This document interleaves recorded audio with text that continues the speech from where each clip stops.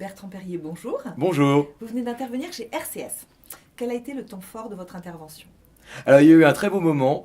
J'ai fait jouer les participants avec moi à des jeux d'improvisation et j'ai proposé à quelqu'un d'offrir un bouquet qui était dans la salle et elle l'a offert à l'une de ses collègues et amies qui a eu une sorte de bouffée d'émotion et c'était très joli parce qu'il y avait quelque chose de très spontané.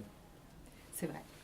Alors, vous avez ressorti cette année votre livre « La parole est un sport de combat ». Très bonne lecture pour les communicants. Si vous pouviez leur donner à ces communicants quelques conseils clés dans votre livre, quels seraient-ils?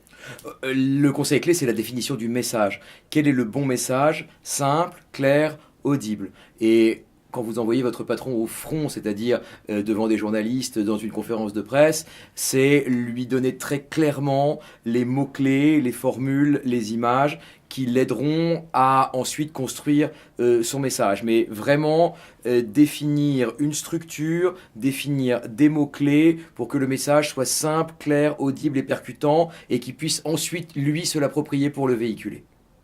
D'accord. Et enfin, question traditionnelle. Vous venez de découvrir RCS, Réseau Communication Santé. Si vous deviez choisir une de ces trois lettres, RC ou S, quelle serait-elle et pourquoi? Je dirais assez classiquement, c'est comme convaincre.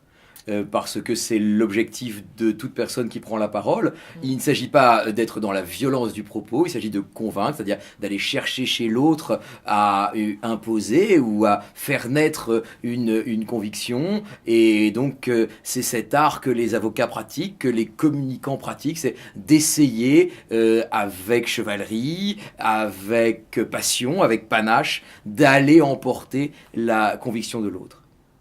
Merci beaucoup. Avec plaisir.